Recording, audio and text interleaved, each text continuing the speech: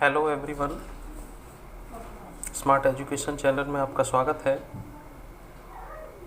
यह CCS university Meerut का B.Ed 2 year course के अंतर्गत फर्स्ट ईयर का E102 ये शिक्षा के दार्शनिक और समाजशास्त्री परिप्रेक्ष्य पेपर है।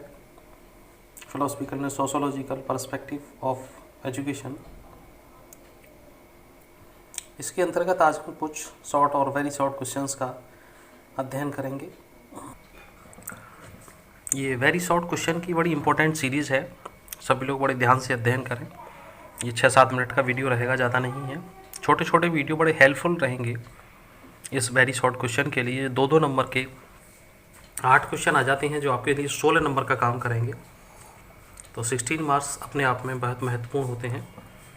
तो आइए देखते हैं इसमें रिक्त स्थान की पूर्ति के लिए मूल्य मानव अस्तित्व में किसी महत्वपूर्ण वस्तु का क्या करते हैं। अगर मूल्य किसी व्यक्ति के अंतर्गत है तो वो क्या करेगा। किसी के अंदर कोई हैबिट है, किसी के अंदर कोई संस्कार हैं, तो वो उसकी पूरी बैकग्राउंड का प्रतिनिधित्व करते हैं। तो यहाँ पे आ जाएगा प्रतिनिधित्व। दूसरा है भूमिका संविधान की। जो हमारी प्रस्तावना है, भूमिका मीन्स प्रस्तावना, जो प्रस्तावना है वो संविधान की आत्मा कही जाती है। तो इसमें आएगा आत्मा। थर्ड क्वेश्चन है इंग्लैंड के संविधान के समान भारतीय संविधान सरकार की स्थापना करता है। तो जो इंग्लैंड का संविधान है और भारत का संविधान है, दोनों में क्या चीज़ है, या ये कह सकते हैं कि भारतीय संविधान में इंग्लैंड के संविधान से क्या चीज़ ली गई है। तो उसमें है अध्यक्षात्मक सरकार की स्थापना। अध्यक्षात्मक सरकार का मतलब होता है कि पूरे देश की सरकार का कोई एक अध्यक्ष जरूर होगा। जैसे अपने यहाँ राष्ट्रपति और प्रधानमंत्री हैं, उसी तरह से भारतीय संविधान का संघात्मक है किंतु उसकी आत्मा सकारात्मक है। तो भारतीय संविधान का ढांचा संरचना संघात्मक है किंतु उसकी आत्मा एकात्मक है, सकारात्मक है। इसका मतलब है तो भारतीय संविधान है उसका जो पूरा जो स्ट्रक्चर बना हुआ है वो संघात्मक के रूप में है, लेकिन विभिन्न राज्यों में बटा हुआ होने के साथ साथ जो उसकी आत्मा है वो सबको समेटे हुए है, तो वो पॉजिटिवनेस लिए हुए है। इसलिए हम इसमें इस ऑप्शन के अंतर्गत रखेंगे ढांचा। फिफ्थ क्वेश्चन पे आते हैं। भारतीय संविधान में नागरिकों के का उल्लेख किया गया है। तो नागरिकों के, भारतीय संविधान में नागरिकों के लिए क्या है, मौलिक अधिकार है। मौलिक अधिकार कितने हैं? 6। नेक्स्ट क्वेश्चन, धर्मनिरपेक्ष राज्य निजी और सामूहिक रूप से धार्मिक स्वतंत्रता की देता है। तो धर्मनिरपेक्ष राज्य किस निजी और सामूहिक रूप से धार्मिक स्वतंत्रता की गारंटी देता है या आज़ादी देता है, दोनों ही चीज़ें हैं।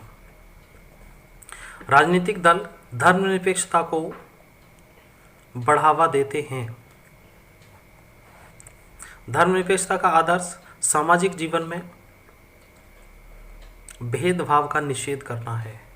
कोई धर्म ज़्यादा है, कोई धर्म कम है, ऐसा नहीं है। इसलिए इसको निषेध करता है धर्मनिरपेक्षता। जनतंत्र की सफलता के लिए शासन का होना परम आवश्यक है। जनतंत्र तभी तो सफल होगा जब जनता का शासन जनता के द्वारा और जनता पर ही किया जाए। तो इसका मतलब है कोई शासन तो हो तभी तो आवश्यकता बनेगी उसकी। 10वां क्वेश्चन है जनतंत्रीय समाज में शिक्षा के में परस्पर सहयोग होता है।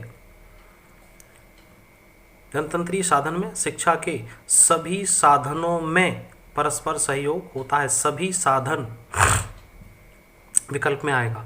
भारतीय संविधान में धर्मनिरपेक्षता शब्द 1976 में जोड़ा गया। ये क्वेश्चन बार बार आ जाता है और लास्ट टाइम भी आया हुआ है, 2016 में आ चुका है ये क्वेश्चन।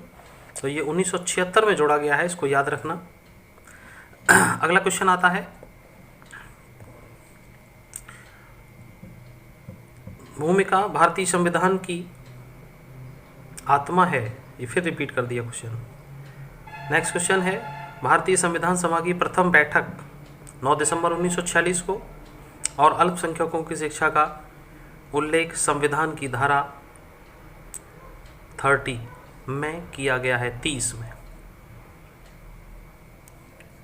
इन क्वेश्चंस को एक बार 2 बार ज़रूर देखें और सभी को याद रखें। बहुत छोटे छोटे से क्वेश्चन, ये 5-5, 6-6 मिनट के वीडियो बन जाएंगे जो आपके लिए बड़े महत्वपूर्ण होंगे।